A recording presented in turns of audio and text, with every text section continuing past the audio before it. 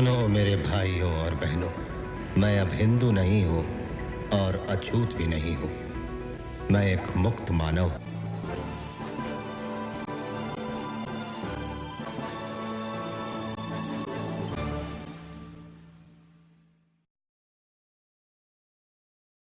नमस्कार, हमारे इस खास कार्यक्रम शख्सियत में आपका स्वागत है। मैं हूं आपके साथ रचना मिश्रा। आज के इस खास कार्यक्रम में हम बात करेंगे एक ऐसी शख्सियत की जिसने भारतीय लोकतंत्र की बुनियाद रखी, भारतीय राजनीति की दिशा बदल दी। जी हां, हम बात करेंगे बाबा साहेब भीमराव अंबेडकर की। तो देर किस बात की, आइए शुरू करते हैं शख्सियत का ये सुहाना सफर। सुनो मेरे भाइयों और बहनों, मैं अब हिंदू नहीं हूं और अछूत भी नहीं हूं। मैं एक मुक्त मानव हूं।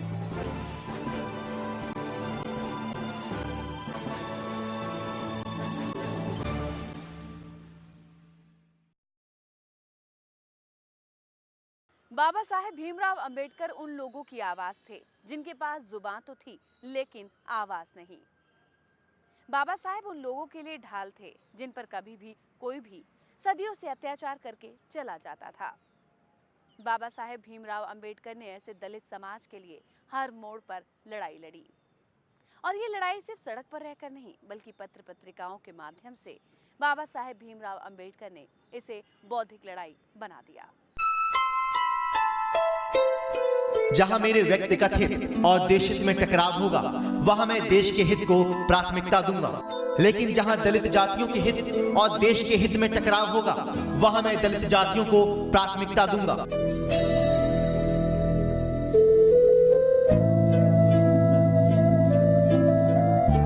सामाजिक कुरीतियों और रूढ़वादी परंपराओं के खिलाफ यह कहना था भारत रत्न बाबा साहब अंबेडकर का।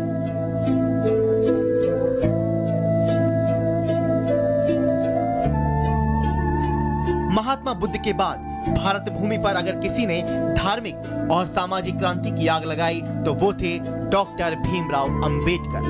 बाबा साहब डॉक्टर अंबेडकर ने पूरी जिंदगी इस देश के जो दलित, शोषित, पिछड़े और जो अकलियत समाज के लोग हैं, कमजोर तबके के लोग हैं, तो उनको जिंदगी के हर पहलू में अपने पैरों पर खड़ा करने के लिए उन्होंने अपनी जिंदगी समर्पित की। सूर्य सा तेजस्वी चरित्र, चंद्र सा मनमोहक व्यवहार, गंभीर ज्ञान और शांत स्वभाव इन्हें अपने आप में अनूठा बनाते हैं। भीमराव रामजी अंबेडकर का जन्म मध्य प्रदेश के नगर छावनी मऊ में हुआ। वे रामजी मालोजी सकपाल और भीमाबाई की अंतिम संतान थे। उनका परिवार मराठी था। वो हिंदू महार जाति से संबंध रखते थे जो अछूत कहे जाते थे, और उनके साथ सामाजिक और आर्थिक रूप से गहरा भेदभाव किया जाता था। अंबेडकर के पूर्वज लंबे समय तक ब्रिटिश ईस्ट इंडिया कंपनी की सेना में कार्यरत थे और उनके पिता भारतीय सेना की मऊ छावनी में काम करते थे।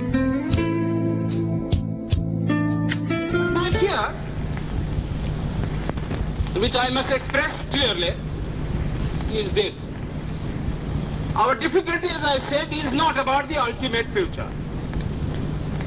Our difficulty is how to make the heterogeneous mass that we have today take a decision in common and march in a cooperative way on that road which is bound to lead us to unity. Bharat में प्राचीन काल से ही ऐसी व्यवस्था थी जिनके चलते निम्न वर्ग का शोषण होता था, और अंबेडकर इन्हीं वर्ग की बहार चाहते थे। अछूत समझे जाने वाली जात के होने के कारण डॉक्टर साहब को बचपन से ही अपमान के घूंट पीने पड़े। डॉक्टर अंबेडकर ने जो पुस्तकें लिखी है वो देखने लायक इतिहास में इतना श्रेष्ठ। अब अंबेडकर एक शेड्यूल कास्ट फैमिली से 1915 को स्कॉलरशिप मिलती है कोलंबिया यूनिवर्सिटी यूएसए।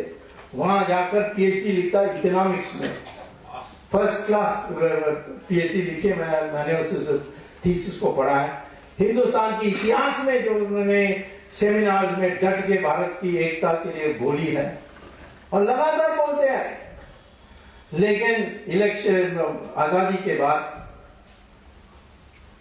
नेहरू ने उनको टारगेट करके 3 लोकसभा चुनाव लड़े, तीनों में उनकी जमानत जब्त कराई।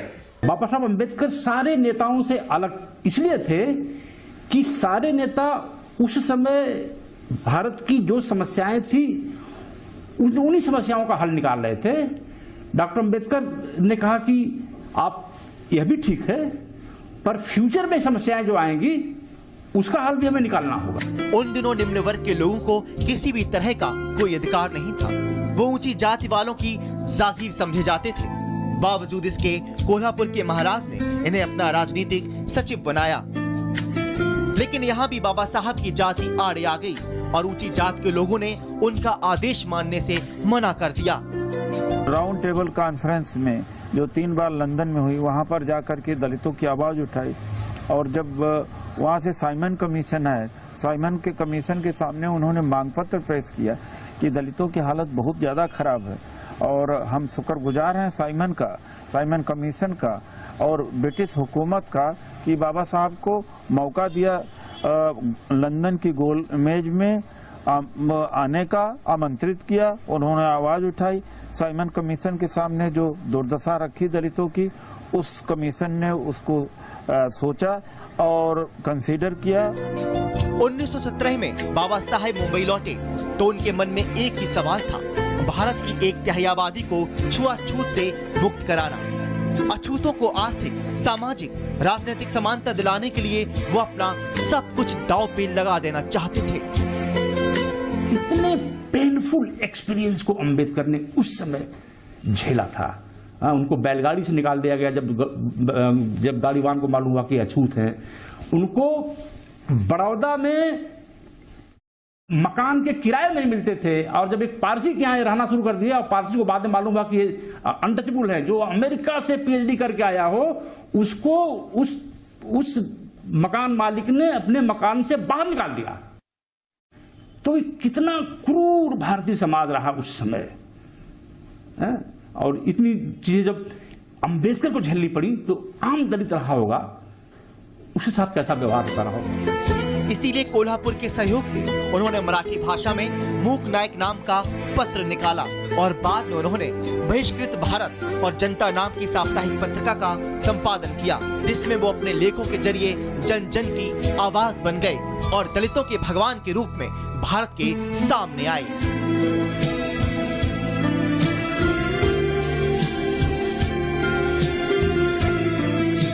जात तक ही सीमित था, अपनी जात तक ही लड़ाई करता रहा, लेकिन फिलहाल अब जो है वो इंसानियत के लड़ने लगा है।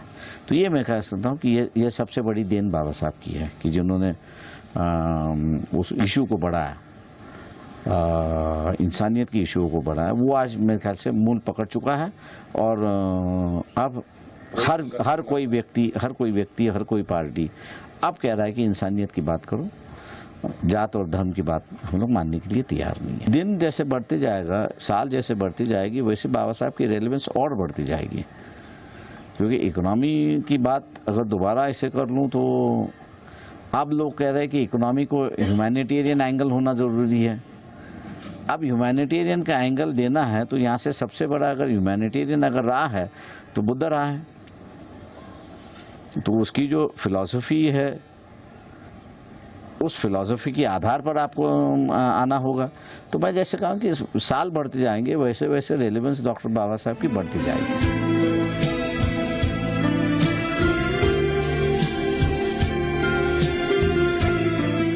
दोस्तों, शख्सियत के इस सफर में वक्त हो चला है एक छोटे से ब्रेक का। जल्द लौटेंगे, आप बने रहें हमारे साथ।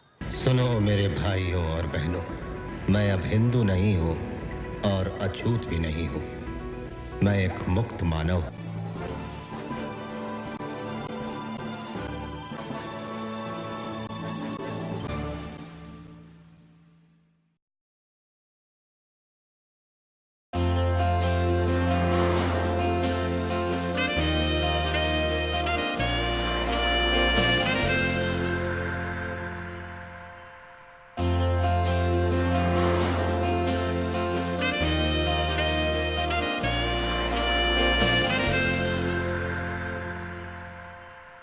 सुनो मेरे भाइयों और बहनों, मैं अब हिंदू नहीं हूँ और अछूत भी नहीं हूं।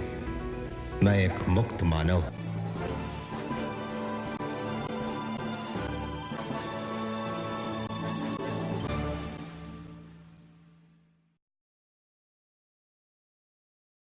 बाबा साहेब भीमराव अंबेडकर दलितों को किसी और के रहमो करम पर जीने की नियति नहीं बनने देना चाहते थे।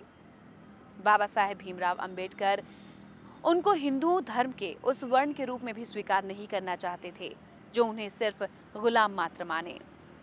वो ऐसे लोगों के खिलाफ थे जो हिंदू धर्म के नाम पर हमेशा लोगों को अनपढ़ बनाए रखना चाहते थे, और इसका विरोध करते हुए उन्होंने लोगों को बताया कि ये सिर्फ मूर्ख बनाने का जरिया मात्र है, और इसीलिए लोगों को उन्होंने शिक्षित होने के लिए प्रेरित किया और कहा कि वो अपने बच्चों को स्कूल भेजें ताकि उनकी आने वाली पीढ़ी भी उन्नति के मार्ग पर आगे बढ़ सके। Ambedkar is an example who should be called a Maharishi or a Brahmin. He should not be called a scheduled caste because he was a scholar. He went in 1915 to Columbia University, wrote a wonderful thesis on economics, PhD. But at the same time in seminars he was writing about the cultural unity of India. He says there is no country in the world which is culturally one as India is. उस दिन जाति योग्यता का मापदंड था जो जन्म के समय ही गरीबों का भविष्य तय करती और उन्हें जीवन भर पिछड़े होने का दर्द झेलना पड़ता। मनुवादी नीति और नियमों ने इस वर्ग का शारीरिक, मानसिक, सामाजिक और आर्थिक शोषण करने में कोई कमी नहीं छोड़ी, जो डॉक्टर अंबेडकर को झकझोरता था। दलितों की मुक्ति पूरी नहीं हो पाई है, लेकिन दलित मुक्ति की ओर आगे बढ़ रहा है और अभी जरूरतें और भी हैं। संघर्ष की जरूरत है, अर्बनाइजेशन की जरूरत है, भारत में उद्योग धंधे बने, पूंजीवाद जो जातिवाद का सबसे बड़ा शत्रु है, पूंजीवाद ठीक से भारत में इस्टेब्लिश हो। जिस दिन पूंजीवाद ठीक से भारत में इस्टेब्लिश हो जाएगा, जिस दिन भारत शहरों का देश बन जाएगा, जाति व्यवस्था का अपने आप पतन हो जाएगा। वर्ण वर्ग जाति विहीन शोषण मुक्त एक संघ भारतीय समाज का निर्माण करना, ये बाबा साहब के जीवन का लक्ष्य था। डॉक्टर अंबेडकर की वकालत भी उन दिनों अच्छी चल रही थी और इसी बीच उन्होंने दलितों में शिक्षा के प्रसार, उनके आर्थिक और सामाजिक उत्थान के लिए 1924 में बहिष्कृत हितकारिणी सभा की स्थापना की।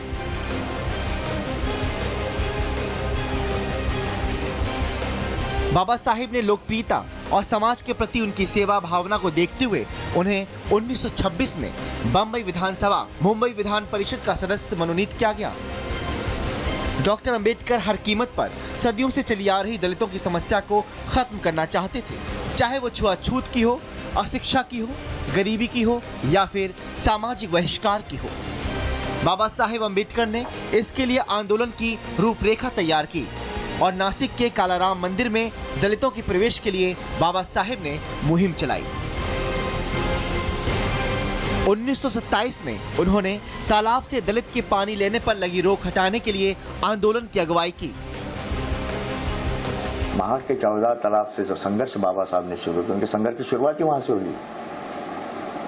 जिंदगी भर लड़ते रहे। जो शुरुआत महाड़ के 14 तालाब के सत्याग्रह से बाबा साहब ने की, वो केवल पानी पीने का आंदोलन नहीं था। उन्होंने दलितों के गणेश पूजा की मांग उठाई और उन्हें जनेऊ पहनाने का भी काम किया। डॉक्टर अंबेडकर की इस अहिंसक मुहिम की हिंसक प्रतिक्रिया थी कि उन्होंने मनुस्मृति को सबके सामने जला के वर्ण व्यवस्था के खिलाफ आवाज बुलंद की। पूरी जिंदगी उन्होंने संघर्ष किया। जैसे तालाब के पानी के इस्तेमाल को दलितों को बंद था, तो उस इस्तेमाल यानी तालाब के पानी के इस्तेमाल के लिए उन्होंने तालाब में प्रवेश का आंदोलन किया, मंदिर में प्रवेश का आंदोलन किया कि दलितों के लिए हिंदू धर्म का मंदिर वर्जित था, उसके लिए संघर्ष किया। देश के अंदर सिर्फ सामाजिक आंदोलन तक ही बाबा साहेब सीमित नहीं रहना चाहते थे, लिहाजा उन्होंने लंदन में हुए 3 गोलमेज सम्मेलन में हिस्सा लिया। 1930 में बाबा साहिब ने गोलमेज सम्मेलन में देश के दलितों के हालात पर कहा कि अछूतों की हालत दासों और कुत्तों जैसी है, जहां उन्हें छूना और उनकी छाया पड़ने पर बुरा भला कहा जाता है। राउंड टेबल कॉन्फ्रेंस में जो 3 बार लंदन में हुई, वहाँ पर जाकर के दलितों की आवाज़ उठाई। और जब वहाँ से साइमन कमीशन आए, साइमन के कमीशन के सामने उन्होंने मांग पत्र पेश किया कि दलितों की हालत बहुत ज़्यादा खराब है और हम शुक्रगुजार हैं साइमन कमीशन का और ब्रिटिश हुकूमत का कि बाबा साहब को मौका दिया लंदन की गोल मेज में आने का, आमंत्रित किया। उन्होंने आवाज़ उठाई। साइमन कमीशन के सामने जो दुर्दशा रखी दलितों की, उस कमीशन ने उसको सोचा और कंसीडर किया। उनका मानना था कि जब तक समाज में फैली सामाजिक कुरीतियां खत्म नहीं होंगी, तब तक सर्वांगीण विकास का रास्ता साफ नहीं होगा।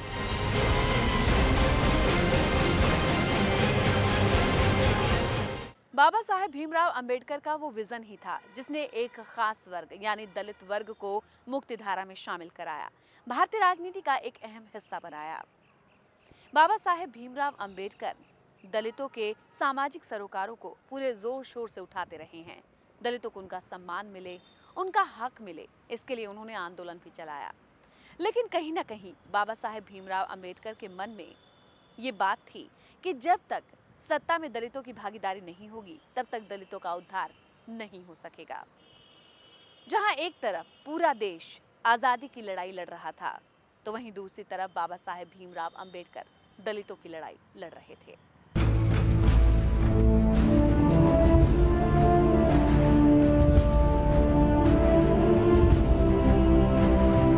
सन 1936 में डॉक्टर अंबेडकर ने स्वतंत्र लेबर पार्टी की स्थापना की। 1937 में मुंबई विधानसभा के चुनाव में उनकी पार्टी ने 15 सीटों पर जीत हासिल की। 1947 में आजादी के बाद उन्हें बंगाल से संविधान सभा के लिए सदस्य चुना गया और जवाहरलाल नेहरू ने उन्हें अपने मंत्रिमंडल में कानून मंत्री बनाने का प्रस्ताव दिया और वो देश के पहले कानून मंत्री बने। वो संविधान सभा के प्रारूप समिति के सभापति बने। हिंदू कानूनों को संहिताबद्ध करने के लिए अक्टूबर 1948 में उन्होंने संविधान सभा में हिंदू संहिता विधेयक पेश किया। विधेयक पर कांग्रेस में मतभेद उभरे, जिसके चलते 1991 तक इसे टाल दिया गया। लेकिन बाद में जब इसमें काट छांट की गई तो डॉक्टर अंबेडकर ने कानून मंत्री का पद छोड़ दिया। 1952 के आम चुनाव में वो स्वतंत्र उम्मीदवार के रूप में उतरे और चुनाव हार गए। और all India schedule caste federation की शाखाएं पूरे ऑल इंडिया में थी, साउथ इंडिया में थी, नॉर्थ इंडिया में थी, महाराष्ट्र में, गुजरात में, जगह जगह पर पूरे ऑल इंडिया में बाबा साहब का all India schedule caste federation था। लेकिन जब बाबा साहब अम्बेडकर जी 1952 के चुनाव में हारे, तब बाबा साहब अम्बेडकर जी ने विचार किया कि मैं अगर दलितों की पार्टी चलाऊं तो फिर चुनकर आना मुश्किल है। अब तक डॉक्टर अंबेडकर दलितों के मसीहा बन चुके थे। उनके अनुयायियों की तादाद बढ़ती ही जा रही थी। हिंदू धर्म के आलोचक होने के नाते बाबा साहिब ने 13 अक्टूबर 1935 को कहा, मैंने हिंदू धर्म में जन्म अवश्य लिया है, ये मेरे वश में नहीं था, किंतु अब मैं हिंदू धर्म में मरूंगा नहीं, ये मेरे वश में है। इसके बाद डॉक्टर भीमराव श्रीलंका की यात्रा पर चले गए और वहां उन्होंने बौद्ध धर्म का अध्ययन किया। बाबा साहिब किसी समुदाय से नाराज नहीं थे। उन्हें नफरत थी उस सामाजिक व्यवस्था से जो भेदभाव पर आधारित थी, जिसे वो बदलना चाहते थे, और यही उनके मतभेद महात्मा गांधी से थे। उन्हें ऐतराज था कि जाति विशेष को हरिजन ना कहा जाए। उन्हें एक अलग पहचान देने के बजाय समाज की मुख्य धारा में शामिल किया जाए और उन्हें वो सम्मान दिया जाए जो बाकी जातियों को मिलता है। देश में बदलाव ना होते देख उन्होंने 14 अक्टूबर 1956 को लाखों लोगों के साथ नागपुर में बौद्ध धर्म की दीक्षा दिलाई। मेरे प्यारे भाइयों और बहनों, मैंने हिंदू धर्म का त्याग कर दिया है और मैं महान बुद्ध और उनके धम्म को गले लगा रहा हूँ, जो ज्ञान, समानता, सदाचार और करुणा पर आधारित है। सुनो मेरे भाइयों और बहनों, मैं अब हिंदू नहीं हूँ और अछूत भी नहीं हूँ। मैं एक मुक्त मानव हूँ, एक आजाद इंसान जो इस हानिकारक समाज व्यवस्था का गुलाम नहीं। और इसलिए मेरे भाइयों और बहनों, मैं ये प्रतिज्ञा करता हूँ कि मैं अपना शेष जीवन धम्म का प्रचार करने और बुद्ध के प्रकाश को फैलाने में लगाऊंगा। ये धर्मांतरण महज एक धर्मांतरण नहीं था, ये देश में सामाजिक क्रांति की शुरुआत थी, जिसका सपना डॉक्टर अंबेडकर ने देखा था। एक वर्ण विहीन जाति विहीन समाज का सपना जो समानता, स्वतंत्रता और बंधुत्वता पर आधारित थी।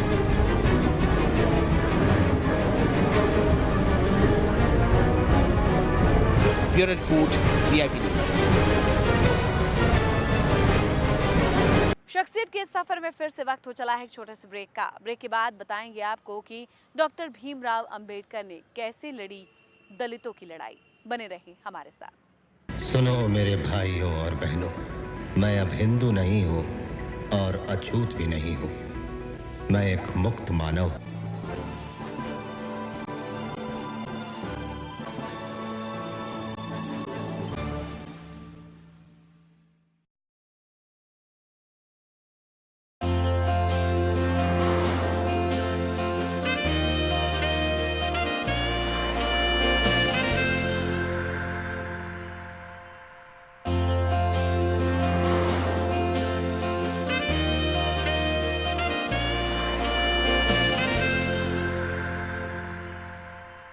बाबा साहेब भीमराव अंबेडकर का मकसद अभी पूरा भी नहीं हुआ था, लेकिन इस बीच उनका शरीर उनका साथ छोड़ने लगा। वो अक्सर बीमार रहने लगे, लेकिन नियति को कुछ और ही मंजूर था और आखिरकार साल 1956 में बाबा साहेब भीमराव अंबेडकर ने शरीर त्याग कर दुनिया को अलविदा कह दिया। लेकिन उनकी बनाई गई बुनियाद पर देश की राजनीति का भविष्य टिका था।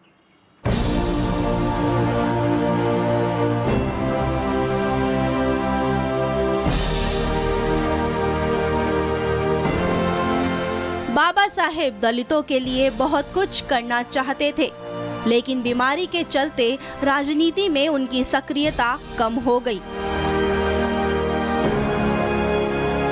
लेकिन अपनी सक्रियता को बनाए रखने के लिए वो किताबें लिखते रहे और 6 दिसंबर 1956 को इस दुनिया को अलविदा कह गए। अंबेडकर साहब की मृत्यु के 14 साल बाद आखिरकार इनके विरासत संभालने के लिए एक नया चेहरा उभरा, जिसका नाम था काशीराम।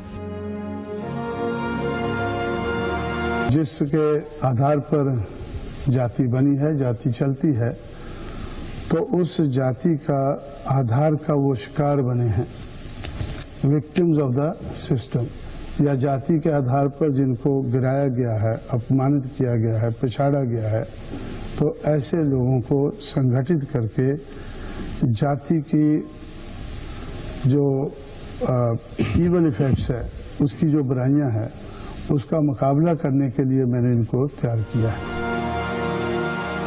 सरकारी नौकरी करने वाले इस आम आदमी ने बाबा साहेब के सामाजिक आंदोलन को राजनीतिक रूप देना शुरू किया। उन्होंने दलित कर्मचारियों के साथ मिलकर एक संगठन बनाया और दलित राजनीति को उम्मीदवार। इसके बाद 80 के दशक में उन्होंने दलित शोषित मंच को तैयार किया और बहुजन समाज पार्टी बनाकर राजनीति के मुख्य धारा में उतरे।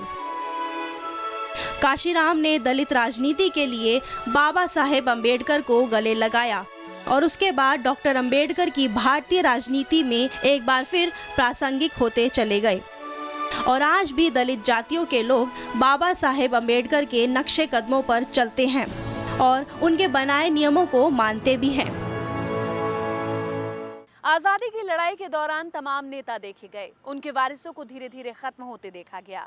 उनके विचार, उनके आंदोलन, उनके समर्थक सब पीछे छूटते चले गए। लेकिन बाबा साहेब भीमराव अंबेडकर अपने समकालियों के मुकाबले और मजबूत होते चले गए। डॉक्टर भीमराव अंबेडकर इतने प्रासंगिक थे कि शायद वो अपने जीवन काल में भी नहीं रहे होंगे और आज उसी की देन है कि वो वर्ग जो समाज का हिस्सा बनने के लिए अपनी लड़ाई भी नहीं लड़ पा रहा था, आज उसी की बुनियाद पर देश की राजनीति टिकी है। और इसी के साथ शख्सियत के इस सफर में इतना ही। मुझे दीजिए इजाजत। नमस्कार। सुनो मेरे भाइयों और बहनों, मैं अब हिंदू नहीं हूँ और अछूत भी नहीं हूँ। मैं एक मुक्त मानव हूँ।